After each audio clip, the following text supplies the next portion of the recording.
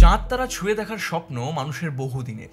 আমরা ছোটবেলায় শুনেছি চাঁদের বুড়ি চরকা কাটে, আর বড় বয়সে দেখেছি সিনেমার নায়ক নায়িকার অভিমান ভাঙাতে চাঁদ তারা নামিয়ে আনার প্রতিশ্রুতি দেয়। কিন্তু এই দেশে দাঁড়িয়ে যারা ওই আকাশের অতল অন্ধকার ভেদ করেছিলেন, তারা শুরুটা মাটি থেকেই করেছিলেন। এক ভাঙা সাইকেলের পেছনে একটা রকেট বাঁধা, কয়েকজন বিজ্ঞানী সেটাকে নিয়ে যাচ্ছেন এক অজানা ভবিষ্যতের দিকে। 1963 সালে কেউই হয়তো ভাবতে পারেনি এই দেশটা একদিন চাঁদ, মঙ্গল, এমনকি সূর্যেও নিজের ছাপ রেখে আসবে। এই সময় থেকেই শুরু হয় বিজ্ঞানের জয়ের এমন এক গল্প যাকে আমরা কল্পবিজ্ঞানও ভাবতে পারি। সাহস, সংকল্প আর সীমিত সামর্থ্যের মধ্যেও এক অদম্য জয়ের গল্প, যা অন্যান্য আরো বহু দেশের কাছে কল্পনার অতীত। এই গল্প তাদের যাদের জন্য even the sky is not the limit. এই গল্প ইসরোর। সদ্য দেশ স্বাধীন হয়েছে, তখনও দেশভাগের ক্ষত শুকোয়নি। 200 বছরের ব্রিটিশ রাজত্বের পর অর্থনীতিও প্রায় ভেঙেই পড়েছে। India's food problems continue to create widespread concern. The everyday conditions of life in southern India, a countryside on the very edge of starvation. সেই সময় দাঁড়িয়ে একজন বিজ্ঞানী স্পেস রিসার্চের একটি ইনস্টিটিউট শুরু করতে চান।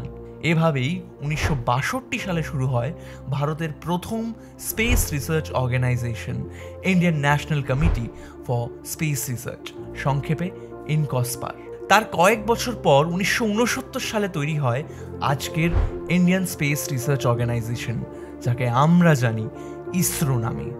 আর এই সব কিছুর পেছনে যার অবদান সব থেকে বেশি, তার নাম doctor Vikram Sarabhai, the father of Indian space research. Before, Rabindranath was our guest at that time, and Vikram was about 5 years old. Rabindranath was a student of phrenology, and seeing this child, he immediately remarked, this child is with an unusual intelligence. 1963 সালে প্রথমবার কেরালার থুম্বা নামে ছোট্ট একটা গ্রামে শুরু হয় ইন্ডিয়ার স্পেস রিসার্চের জার্নি, যেখানে একটা ছোট্ট চার্চকে বানানো হয় ল্যাবরেটরি, লঞ্চ প্যাড বানানো হয় এক মাছ ধরার বিচের ওপর, লঞ্চিং সাইট অবধি রকেট নিয়ে আসা হয়েছিল সাইকেলে চাপিয়ে। আর এভাবেই স্বপ্নের উড়ান নেয় ভারতের প্রথম রকেট নাইক অ্যাপাচে। যে মহাকাশ অভিযানে আধিপত্য ছিল ইউএসএ এবং ইউএসএসআর এর, সেখানে ধীরে ধীরে উঠে আসতে থাকে ভারতবর্ষের নাম।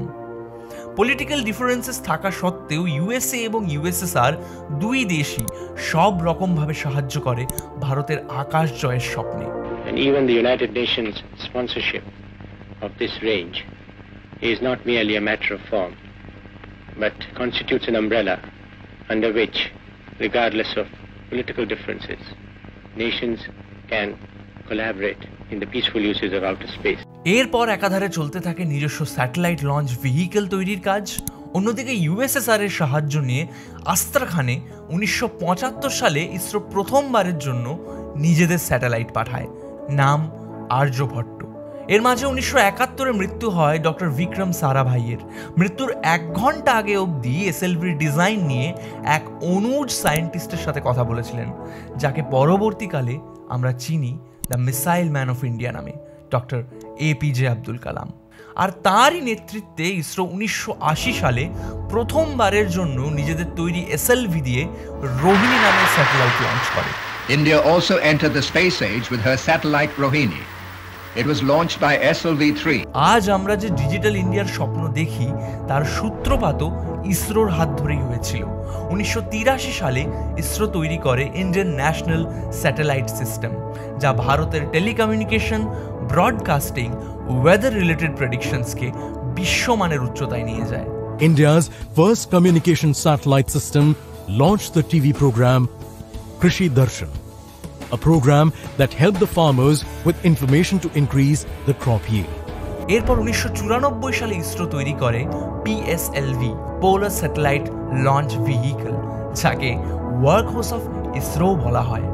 আজ অবধি ইসরোর তৈরি পিএসএলভি ব্যবহার করে 36টি দেশের 300-রও বেশি স্যাটেলাইট লঞ্চ করা হয়েছে। First time that we will have a commercial launch agreement by which we would be putting a satellite from another country into the orbit with our launch vehicle. তার মধ্যে যেমন আলজেরিয়ার মতো পিছিয়ে পড়া দেশের স্যাটেলাইট আছে, তেমনি স্পেস রিসার্চে সবথেকে উন্নত দেশ ইউএস এর স্যাটেলাইটও রয়েছে। আর এই সব কিছু সম্ভব হয়েছে কারণ ইসরোর কস্ট এফেক্টিভনেস। আজ যেখানে নাসার একটা রকেট উৎক্ষেপণ করতে লাগে $100 মিলিয়ন, ইলন মাস্কের স্পেস এক্সের লাগে $60 মিলিয়ন, সেই এক কাজ ইসরো করতে পারে মাত্র $15 মিলিয়ন। 2008 সালে চন্দ্রযান 1 এর মাধ্যমে ইসরো প্রথমবারের জন্য চাঁদে হাইড্রেটেড মলিকিউলস খুঁজে পায়, যা প্রমাণ দেয় চাঁদে হয়তো জল আছে, হাইড্রোজেন আর অক্সিজেন মলিকিউলসের ফর্মে। আর এই আবিষ্কার ইসরোকে বিশ্বের স্পেস রিসার্চের একটা সেন্টার স্টেজে এনে দেয়। এবং এরপর আসে তাদের সব থেকে বড় জয়। 2013 সাল ইসরো ঘোষণা করলো তাদের প্রথম ইন্টারপ্ল্যানেটারি এক্সপিডিশনের কথা, মঙ্গলয়ান। প্রথমবারেই সফল হলো ইসরো। মঙ্গলের লাল মাটির চারপাশে যখন মঙ্গলয়ান 1 প্রদক্ষিণ করছিল, তখন সারা বিশ্ব বিস্ময়ের চোখে তাকিয়ে দেখছিল। আর হবে নাই বা কেন? মাত্র $74 মিলিয়ন বাজেটে প্রথম অ্যাটেম্পটেই ইসরো মঙ্গলে পৌঁছে গিয়েছিল। একই বছরে রিলিজ করেছিল Oscar award winning science fiction cinema gravity, কয়েকজন অ্যাস্ট্রোনটের স্পেসে সার্ভাইভালের গল্প, যা বানাতে খরচা হয়েছিল $100 মিলিয়ন। একটা হলিউড সিনেমার বাজেটের থেকে 300 কোটি টাকা কমে ইসরো মঙ্গলয়ান পাঠিয়েছিল। আসল ঠাগ লাইফ হয়তো এটাকেই বলে। 1/10 द कॉस्ट। पिक्चरों से भी सस्ती, ग्रेविटी मूवी बनी थी उससे सस्ती, मार्शियन मूवी बनी थी उससे भी सस्ती। फिक्शन से कम कॉस्ट में हमने फैक्ट दिखा दिया। এরপর আসে আরেক বড় স্বপ্ন, চন্দ্রযান 2, যেখানে ইসরো চেষ্টা করে চাঁদের সাউথ পোলে সফট ল্যান্ডিং করার।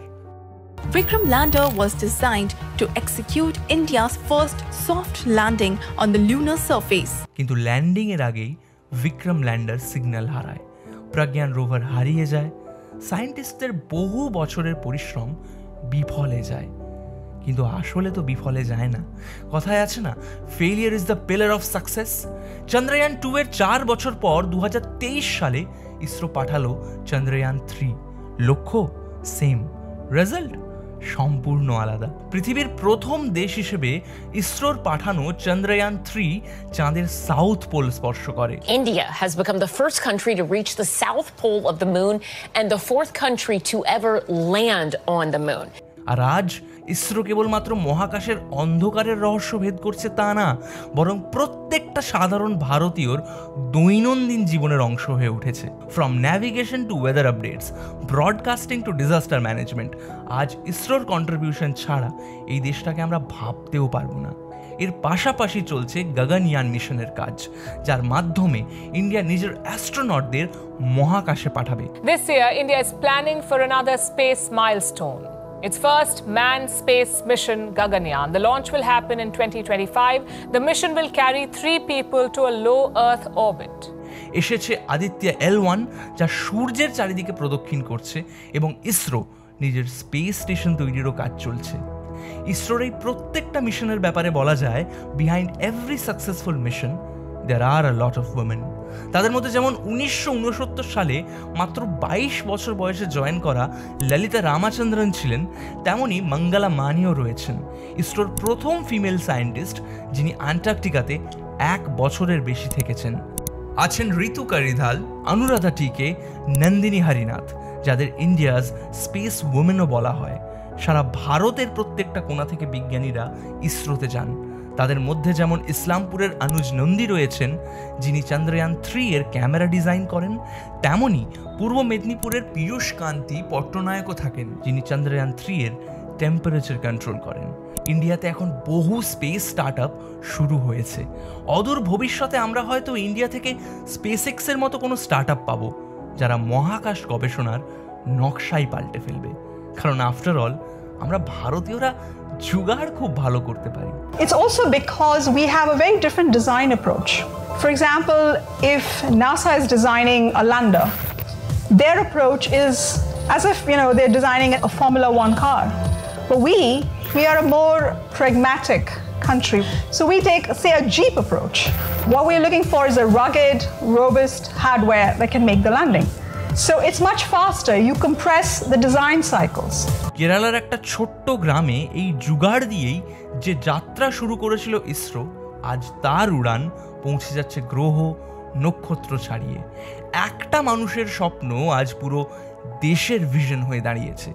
সাকসেসফুল এক্সপিডিশনে 150 কোটি ভারতবাসী খুশি হয়, মিশন ফেলড হলে দুঃখ পায়, কিন্তু হতাশ কোনোদিনও হয় না, কারণ ইসরোর গল্প জয়ের গল্প।